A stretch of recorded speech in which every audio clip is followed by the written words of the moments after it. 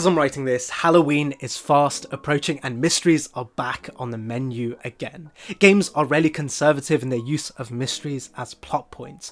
Unlike film, mysteries in video games often come with tangible rewards, from extra cutscenes to a weapon, or even a secret level that has extra cutscenes and weapons.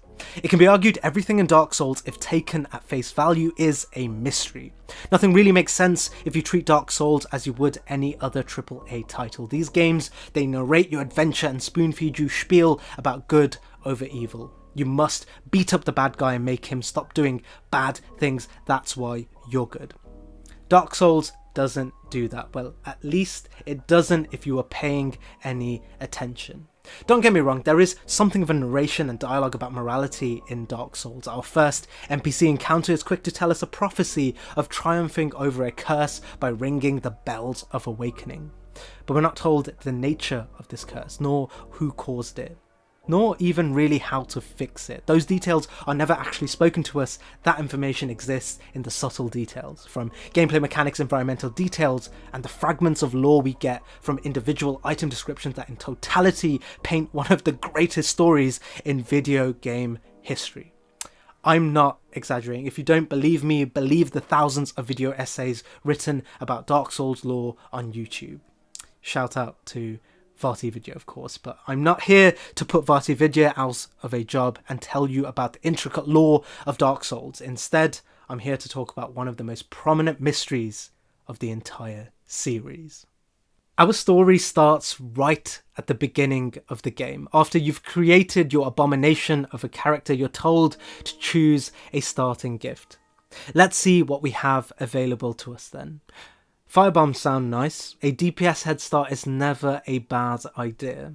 Or maybe the master key could be useful to unlocking an important shortcut. But what about this, the pendant? It reads trinket, no effect, but fond memories comfort travelers. If, like me, you read that description as a challenge, it's likely you would have chosen the seemingly useless item with the intention of figuring out what its true purpose was, and were hell-bent in reveling in the material rewards that lay at the end of this mystery. You wanted that distinction to your fellow player. If the prospects of a potential reward weren't enough to tempt you, even Hidetaka Miyazaki, the creator of Dark Souls, went on the record within the first days of the game's release, telling interviewers that as a gift, he would choose a pendant over any other available item. Thus began a community's descent into the abyss. Literally, but we'll get to that later. Days turned into weeks. Weeks turned into months. With every new creative idea, the community fell further into absolute madness. The major theory was that the pendant was closely linked with the elusive firstborn son of Gwyn. This is because the Covenant affiliated with the broken statues of the Firstborn rewarded medals that bear a very similar description to the pendant. We have an incredibly unique introspective on the exact timeline of this search for meaning in the pendant through one of the community's most intrepid explorers. Luckily, he kept a diary of his descent into this rabbit hole, and I'm about to reread some of the main moments from this player's monologue. Entry 1. I think I'm onto something. I tried to pray in the location Rhea is found in the parish, but nothing happened. But I remember seeing this statue somewhere else too. Yes, of course, the catacombs. I'm off to the catacombs to find the statue and hopefully more clues. Keep digging, people. Entry 2. Nothing spectacular happened in the catacombs, but I'm convinced the statues contain some meaning. What do we know about the statues? Well, they seem to resemble a maiden with a child holding a dagger or a sword. Could this be Gwyn's forgotten firstborn child? Everything is leading me to Anor Londo, the city of the gods. I think I'll find my next clue there. Entry 3. On my journey to Anor Londo, I found a statue closest to the sunlight altar. This may be a coincidence, but I believe this statue depicts the firstborn himself. But something caused the statue to be destroyed. What was that? Who did it? What connection does this statue and its vandal have to the pendant? I will find out. Entry 4. The more I look at it, the more I'm convinced that the sword on the statue could be a sunlight straight sword. Could this have been an heirloom of the Firstborn handed down through generations? I really need to find out. I finally arrived in Anor Londo. I figured the Dark Moon Covenant is closely affiliated with the Pendant, as the Dark Moon Seance Ring is found close to one of the statues in the catacombs. I'm off to Gwendolyn's secret passage to place the pendant as an offering and hope I get something in return. I feel like I'm so close to it now. Entry 6. My efforts have given me absolutely nothing. I feel like I keep hitting dead ends here. My last hope is Solaire. I know he returns to the altar once you've met him in Anor Londo and defeated Ornstein and Smaug. But this feels like just another foggy connection. I really need to find the missing link. Link? Of course, it could be that the pendant has something to do with the linking of the first flame, surely. Oh no, but something has just occurred to me. Rhea prays in front of a deceased firekeeper.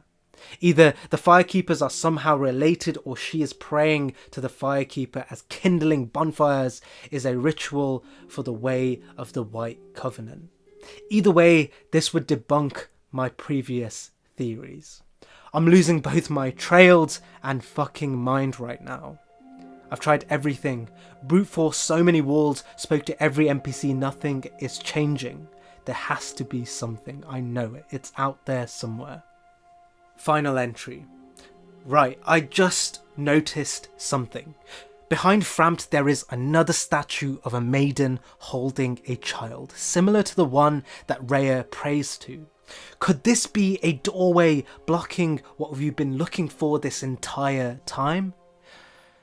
Sadly, I will never find out. I gave my pendant away to Snuggly the Crow, and that is the end of the road for my character.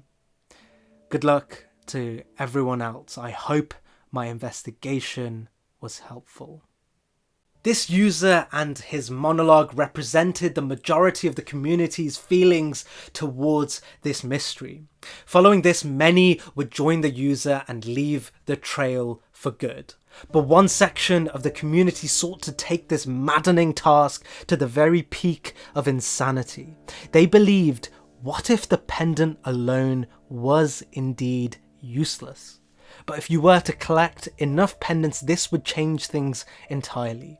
In a single playthrough, you can collect 2 extra pendants in the game world, but after realizing having 3 pendants, which is the maximum you can have in one playthrough, bear no difference at all, this would lead the players to literally replaying the game over 300 times in some instances, in order to collect 999 pendants. And all of that to no avail. Considering a single NG Plus playthrough can take around 10 hours, the obsession to figure out Dark Souls' greatest mystery was bringing players to the depths of obsession. But little did the community know, it was this very obsession that put us closest to the true purpose of the pendant. In the October of 2012, From Software released the highly anticipated DLC to Dark Souls. Artorias of the Abyss introduced a whole new area to the game, one that put us far back in the past to go face to face with the Abyss. In the Souls game, the Abyss is often taunted as being the true nature of man, the birthplace of humanity itself. Humans are drawn to the Abyss, and what lies within is unapologetically human. Like it or not, if you look into the Abyss for too long, the Abyss will stare right back at you. The DLC plays on these themes as it puts you face first against the Abyss. The irony of the DLC was that in order to enter the extra content, you had to hold a pendant. Just not the pendant you're thinking of. With the DLC, From Software added another pendant you were able to get by killing a crystal golem in the latter half of the game. The pendant would then taunt the player to be grabbed by Manus, the main antagonist of the DLC. What has this got to do with the mystery? Well, In an interview with IGN, Miyazaki finally revealed what the old Pendant's use was. The Pendant has absolutely no in-game function. It initially existed as a prank on the audience to see how obsessive the community would get over such a benign object that even in the description iterates has no purpose whatsoever. After witnessing the pure obsession that the community held for the Pendant, he implies it is plausible that he crafted the DLC and Manus' violent obsession with the Pendant as a reflection of the real humans who clutched to the old Pendant as a means of fulfilling something they never really knew even existed, becoming mindlessly obsessed with an item that held no material value. Miyazaki not only played us, but he also exposed one of the most prominent flaws of the human condition while also tying everything back into the lore of the game. But what if, without realising, the Pendant did have a real purpose? One that wasn't a damnation of the human condition, but a praise of it. The description of the original Pendant says, "A simple pendant with no effect. Even so, pleasant memories are crucial to survival on arduous journeys." Pleasant memories are crucial to arduous journeys. Even if the Pendant had no material value, the real value of the Pendant was the journey. It sounds corny, but let me finish. This one little item with 2 sentences of description brought the entire community together. If you were around and active during this time, I'm sure you would probably look back at it fondly. The fervour of searching for meaning had the byproduct of a great team effort and the construction of many great friendships. These are the pleasant memories the description speaks about. The community's push for meaning brought the community together, and this togetherness enhanced the soul's experience and prolonged the enjoyment of the game for so many people. So take that, Miyazaki. Take that for a damnation of the human condition. Humans finding meaning in anything, even the obsolete, is not inherently a critique of the human condition, it's a vehicle for togetherness. To misquote author John Donne, no man is an island, but an island filled with men is a society. On that note, I say, please join this society. I've started this YouTube channel to bring together a community of people who enjoy insightful videos about games, media, and kind, friendly discussion. Thank you for watching, and for now, it's bye.